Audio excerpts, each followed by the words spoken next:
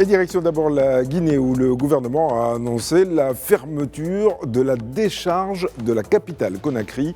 Une fermeture qui ne se fera toutefois pas du jour au lendemain. Un dispositif transitoire est en effet mis en place. Idrissa Cissé est à Conakry pour Média TV. Le site identifié se situe à Manéa, à environ 50 km de la capitale. Il dispose d'une capacité estimée à 3000 tonnes de déchets par jour et devrait fonctionner pendant une période de 3 à 4 ans en attendant la mise en service des infrastructures définitives. Sur le terrain, les premières études techniques ont permis de définir les aménagements prioritaires. Parmi eux, la mise en place d'un réseau de voirie capable de supporter le passage intensif de camions, y compris en saison des pluies. Autre priorité, la gestion environnementale.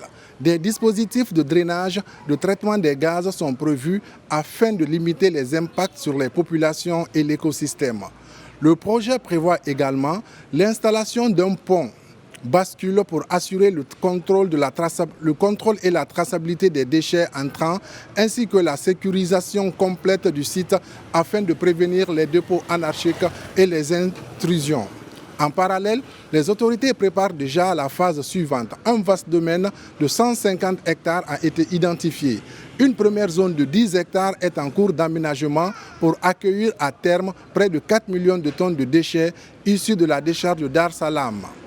À travers donc ce dispositif en 2 phases, les autorités ambitionnent de transformer durablement le système de gestion des déchets à Conakry en passant d'un modèle de décharge à ciel ouvert à une approche plus moderne, respectueuse de l'environnement et de la santé publique. Une réforme qui marque une étape importante dans l'amélioration du cadre de vie des populations du Grand Conakry. Idrissa Cissé, Conakry pour Média TV. En Côte d'Ivoire, cette fois, la précarité des planteurs des filières café et cacao devient en effet préoccupante. Ils peinent à gagner leur vie à cause des conditions climatiques d'une part et à cause aussi de la pression économique. Mélissa Koné est à Abidjan pour Média TV. Ils sont au cœur de l'économie ivoirienne, mais vivent souvent dans la précarité. Les planteurs de cacao font face à une réalité complexe. D'un côté, des revenus encore largement dépendants des cours mondiaux. De l'autre, des conditions climatiques de plus en plus imprévisibles, sécheresse, pluies diluviennes, maladies des cultures.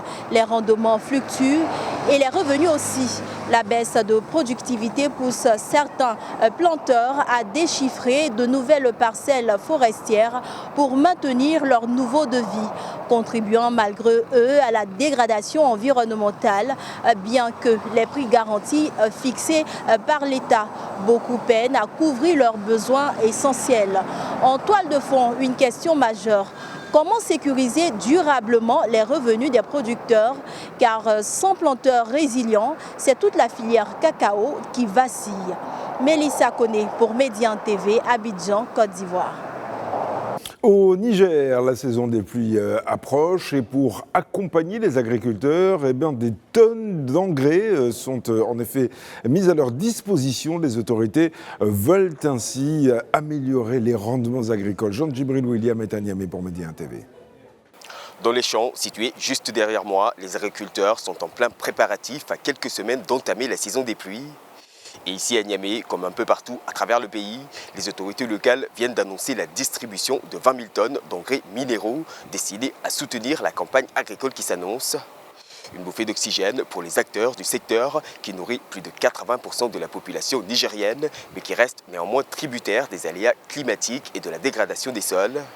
Selon le ministre nigérien de l'Agriculture, cette dotation en intrants agricoles devrait ainsi permettre d'améliorer la fertilité des sols, d'accroître les rendements agricoles, mais aussi de renforcer la résilience des producteurs les plus vulnérables au changement climatique.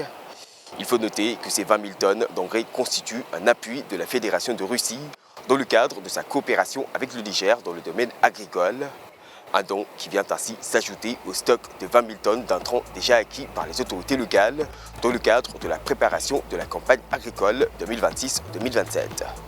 Jean-Djibril William, à Niamey pour Média TV.